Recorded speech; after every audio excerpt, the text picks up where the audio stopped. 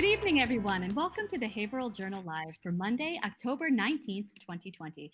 I'm Lindsay Paris, here with you tonight live from the HC Media Studios. We're now bringing you the Haverhill Journal Live Monday nights at 7 p.m., live streaming on Channel 22 in Haverhill, at haverhillcommunitytv.org, and on the HC Media Facebook page, and replaying at 5:30 p.m. and 9:30 p.m. every weekday night on Channel 22.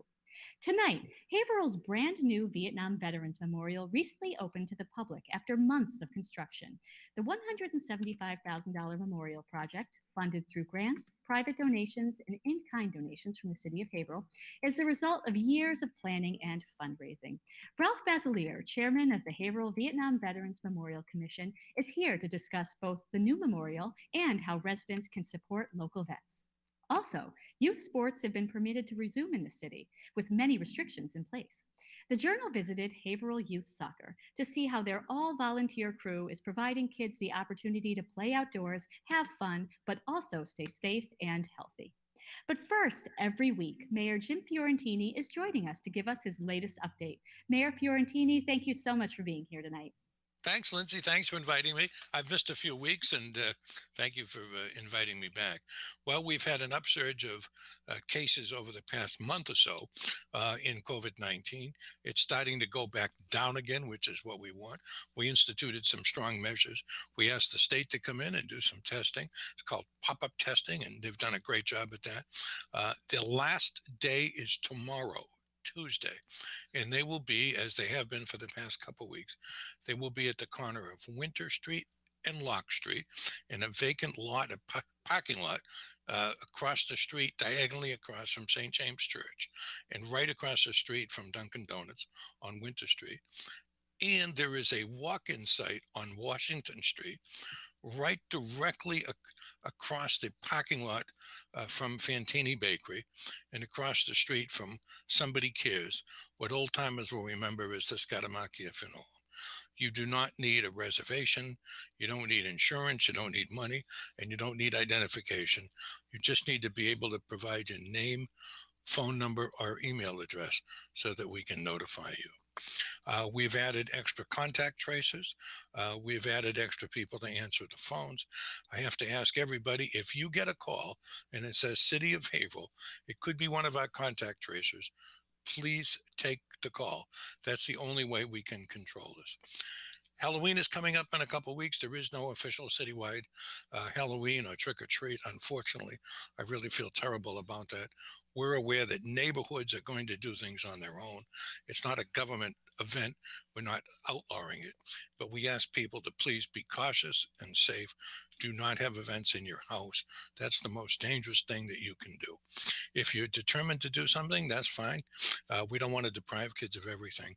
We ask you to leave the candy on a table outside at the end of your driveway. If you don't want to participate, turn your lights off. If you do want to participate, leave the lights on.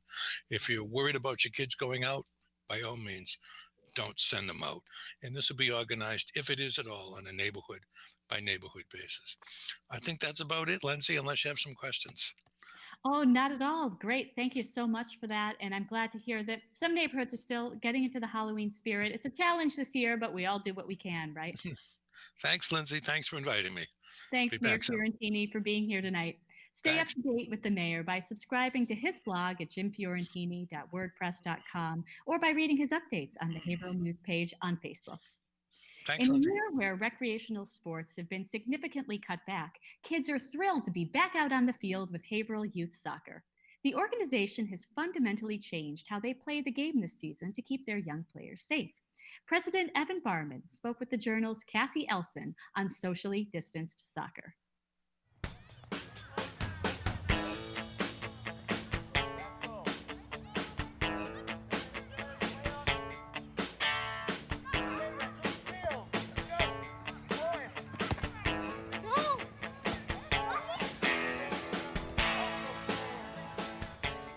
My name is Evan Barman. I'm the president of Haverhill Youth Soccer, and I'm also the in-town director.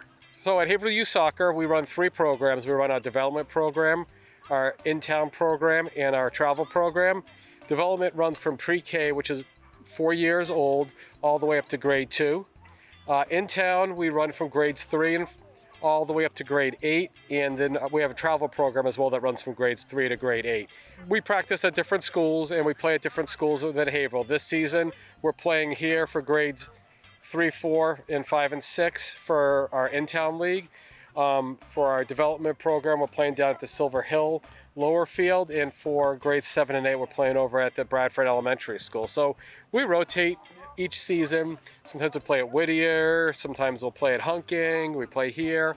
It really depends on what fields are available and the condition of the fields too. COVID-19's changed the way we play soccer fundamentally this season, so we become a moderate risk sport. So initially when Massachusetts released the regulations, we were a high risk sport, which meant we could only practice socially distant from each other. So you and me, we could practice by kicking the ball around, but we couldn't play a game. So Mass Youth Soccer went and lobbied the state and said, we would like to be a moderate risk sport. And the state said, sure, but you have to put precautions in place. One is everybody has to wear a mask when they're playing, with the exception of the goalkeeper. 2 is all coaches have to wear a mask. All referees have to wear a mask. We have to keep our players socially distant on the sidelines. All of our spectators that you see over there have to remain socially distant as well and wear masks at all times. And we can only allow 1 spectator per player. So you can't have the whole family come out like we love to have, because we really like to be a community-based league, but we just can't do that this season. And then they changed the rules. We can't really touch the ball. So throw-ins are now kick-ins. Corner kicks, because typically on a corner kick you would build a wall to stop it. We don't want all those players shoulder to shoulder, so now we have it as an indirect kick coming into it, so we don't build those walls. We don't have a coin toss. We don't have a drop ball. It's all hands-off balls basically this season. Then we sanitize everything. I think the parents have a more difficult time with the masks than the players. I think the kids are resilient, right? They adapt and they really work hard, and they can wear the mask, and we get them in and out as often as possible to get a mask break or a water break. And we talk to them about, if you need to come out, raise your hand and we'll take care of you. We'll get you out of there. We'll get you your break. So we work really hard at that. The parents are doing well. They're sitting where we place cones. So what we do is we place a cone every 6 feet, and we say, parent, pick your cone. That's your cone. Keep your mask on. And for the most part, they follow the rules. We'll go and we'll remind them every now and then. We're very flexible, but again, we want to follow Massachusetts rules and Haverhill's rules so we don't get shut down. So it's a challenge, but we're excited to be able to get the players out here and actually play some soccer and get some exercise and breathe some fresh air while we can. So, we're dealing with the changes. All of the information is on our website, www.haverhillyouthsoccer.org. Schedules, how the leagues are made up, how the different programs run, and you can sign up for your newsletter as well, so you can get information there. So say somebody wants to play soccer in the spring and just came to Haverhill, I didn't know about Haverhill Youth Soccer, they can go sign up for the newsletter, and then they'll start getting our emails that we send out. The all-volunteer Haverhill Youth Soccer has put a tremendous amount of planning and care into making this program possible in 2020, which players and families truly appreciate. Haverhill's new Vietnam War Memorial was recently completed at Millbrook Park on Mill Street near the entrance to Plug Pond. Marine veteran Ralph Basilier, chairman of the Haverhill Vietnam Veterans Memorial Commission, led the effort to put in the new memorial, add new plantings and other features, and enhance the park as a spot to visit and reflect. Mr. Basilier is here with us tonight in studio to talk about the memorial in the lead up to Veterans Day. Ralph, welcome. Thanks so much for coming in. Thank you, Lindsay. Thank you for having me. Oh, we're thrilled to have you in. I love getting people in the studio again. It's so nice. Even though we're socially distanced, still good. The first Haverhill Vietnam Memorial stood in the previous spot at the Basilier Bridge for many, many years, and it was named for your uncle, Ralph Basilier. And then it moved to Millbrook Park in 2017. Now in 2020, there's a brand new memorial. So tell us a little bit about this transformation process from old to new. Sure. Well, Lou Fossarelli approached the city council in the summer of 2018, and he was rather chagrined about the site, the maintenance of it. The memorial, when we took custody of it, had been permanently damaged by a vandal. And so the Natural Resources and Public Property Subcommittee recommended that a commission be formed to see what could be done. I'm very pleased that Mayor Ferrantini asked me to be the chair of that. Quickly thereafter, we moved the memorial, we cleaned it up. We got a spot. We had about $20,000 in donations and work done to Millbrook Park. We moved the memorial there under a new flagpole. And then we started planning and fundraising for what we could do. And quickly, the mayor had charged me very, very sternly. He was very clear that he wanted to make sure that this time the Vietnam veterans came first. And so we came up with a plan. We had a wonderful landscape architect by the name of Fred Clark came up with a plan. The mayor approved that plan. We started fundraising. We started putting together an operations budget in 2019. We put together that operations budget. We got a lot of in-kind services from the city through the parks and DPW. And ultimately this year, we completed the park. We completed it on time, on budget, with zero debt to the taxpayers. One of the things that the three things that we promised the Vietnam veterans is that we were going to give them a park of their own. We were going to express to them the respect that they've earned from City Hall and the love of their neighbors. And we have, I believe, achieved those things, I'm happy to say. I also was adamant that we were going to be an example in this very chaotic time in our nation of what good government looks like, what government that is ethical and an instrument of the people's will and effective would look like. And I think we've achieved that as well. And so now at Millbrook Park, what I call the miracle on Mill Street, despite the pandemic, we have delivered our promise to put the Vietnam veterans first. I was really impressed. I went down to shoot the video you just saw of the memorial, and it's such a beautiful spot. I had driven by, but I hadn't actually stopped and gotten out of the car and walked.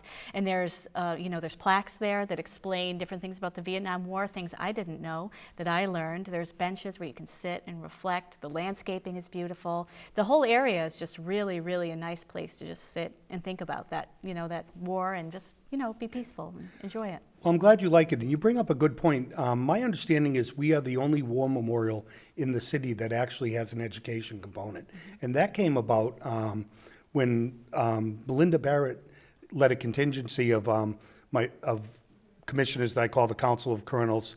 My three smartest commissioners, all three of them are women, and they went down they were the guest of the Beverly mayor and looked at their new Vietnam plaza down there, and that's where that idea was really born. And then of course there's the memorial with the names of the 13 sons of Haverhill that were lost in the Vietnam conflict. No, you guys did a fantastic job down there. Now, you yourself are also a veteran, a Marines veteran from the 1980s. Of course, a little too young for Vietnam. But tell us about your service and your experiences. Well, I went in the Marine Corps. One day in 1983, I came home from high school. I was a senior in high school, and the Beirut barracks had blown up. And I got on my 10-speed, and I went and I joined the Marine Corps because I thought our nation was facing a new threat in the form of global terrorism, and people thought I was crazy for many years. Tragically, I was correct. I became an infantryman. I loved the Marine Corps.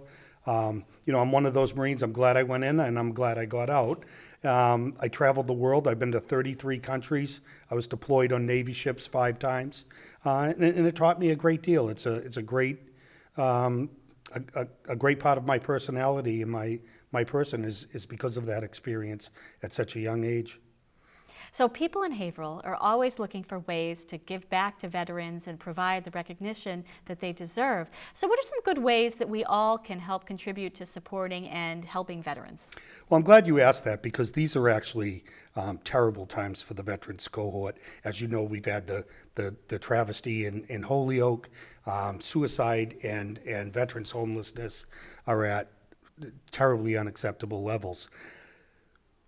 We've made great strides here in Haverhill, though, because Mayor Ferrantini has twice appointed really high-quality veteran service officers. So the answer to your question is I would have people call Luis Santiago, our Veteran Service Officer, so that there can be a coordinated effort. I would also encourage people to donate to the Veterans Northeast Outreach Center. They're running food banks, they run many programs, and they do a really good job. So I would have it not be fragmented, but go through those two channels, so that whatever you do can really serve as a force multiplier for the common good. Right, makes sense. So Luis Santiago, Veteran Services Officer, and the Veterans Northeast He Outreach is Center. a great Veteran Service Officer. We're very fortunate to have him. I like him a lot too. Veterans Day is coming up, of course, only 3 weeks away. So are there any special events going on? Anything special we should know about? Well, I think we're in the COVID environment. I know. We're going to have less events than It's we tough. normally would. We will certainly do something at the park. My understanding is Luis Santiago is in a program right now. You've probably seen the placards on telephone poles with gold stars and a Yes. veteran's name. That for this Veterans Day, he'll be concentrating on replacing and repairing those, and that leads to a really good Haverhill trivia question. We had decided that the only people that would be named in the park are the 13 that were lost. Right. There's actually a really good trivia question because there's 14 names in the park, because there is a gentleman who on one of those gold star placards that was already there. So we share the space with that young man who was lost in World War II. Oh, wow. Wow, that's really interesting. Yeah. Wow. Okay, we'll keep that out. I know that things are different this year. We don't know what's happening with Veterans Day Parade yet, but Right. we'll find out shortly. The Vietnam War Memorial dedication ceremony, which was going to be, with the new memorial, was going to happen last month, but of course was also had to be postponed because of COVID-19. So are there any plans to do that sometime in the future? There is. We're going to work in conjunction with the mayor's office and inspectional services and the Board of Health on that. We're looking for an event that is after the flu season, so that we can really see where we're at. But there is a very big appetite from the Vietnam veterans and their families to have that event, and I am willing to go on record tonight and commit that I have set aside several $1,000s in our budget for that, and that will happen. That definitely will happen. Excellent. So we'll keep our eyes peeled, and hopefully we can announce that on HC Media. Once we get a date, just give me a call and we'll get it out there to all of you guys Sure. watching. So Ralph, thank you so much for coming on tonight. We're thrilled to have you here. Thank you for all you've done and you continue to do serving the city and the country here in Haverhill. Well, thank you for having me. It was my pleasure. Oh, anytime. Absolutely. That's our show for Monday, October 19th. Thanks so much for joining us. As always, keep watching HC Media for up-to-date information, series programs, public service announcements, and more. And look out for brand new Haverhill Journal on the Go Stories each week on Channel 22. I'm Lindsay Paris. Good night.